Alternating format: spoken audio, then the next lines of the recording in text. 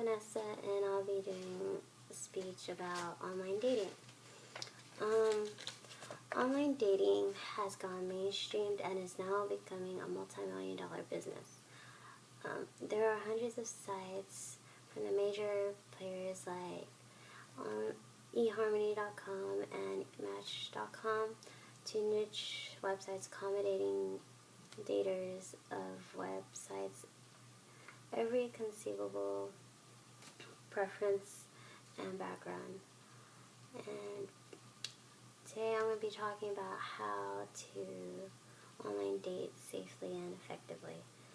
First thing you want to do is choose a proper dating service. You want to ask questions like, what age range do you want to date? If you're looking for the early 20s, then going to the free sites are usually a good idea because young people aren't yet willing to pay for dating sites, and you won't find as many that have to pay for dating sites.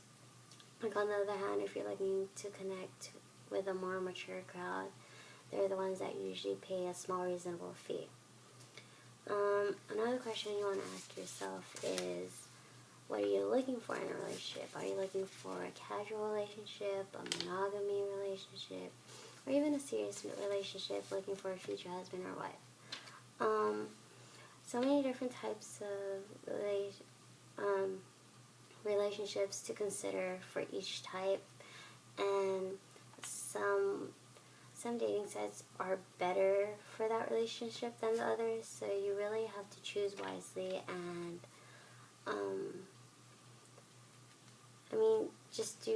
choose wisely and do research.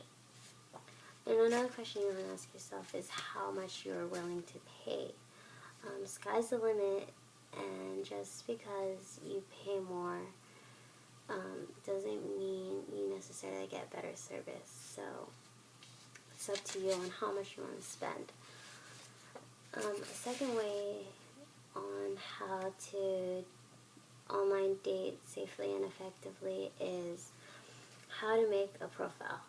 Number one rule is never, ever, ever post personal information about yourself, like your full name, your cell phone number, or your address, because you don't know people out there, and if you give your full name, people can get access to information you do not want out. So usually when people are online dating, they only use their first name. And another thing you want to do is always be truthful, because you don't want to make stuff up, and you want to make stuff up because lots of places usually ask you questions and make you take quizzes about yourself, and if you're not honest, then the match isn't going to be right for you or the person on the other side as well, and it's not fair to them. So always try to be truthful. Another thing you want to do is always set reasonable standards too. You don't want to outline your preferences tight, because being narrow can also work against you. Online dating is very open, and if you're very picky and you don't want people to know a lot, or just, I don't know, I don't think online dating is for you.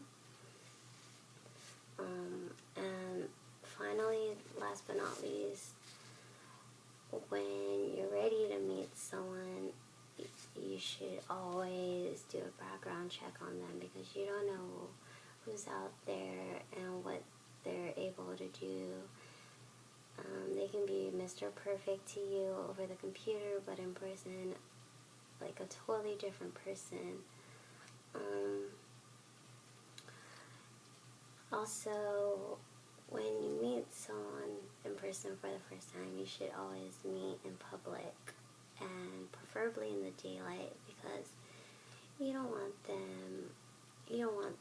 to go to their house or have them pick you up, because you don't know what they can do to you, and you don't want them to know your address and where you live as well. And if you really want to be safe, tell someone where you're going, because you don't know, anything can happen. So yeah. In conclusion, online can be a very rewarding experience, and it's not only for crazy people. Studies have shown there's 120,000 weddings a year that met from online dating, and you're not alone, because millions of people go on it. And yeah, I wish you luck. Thank you for watching.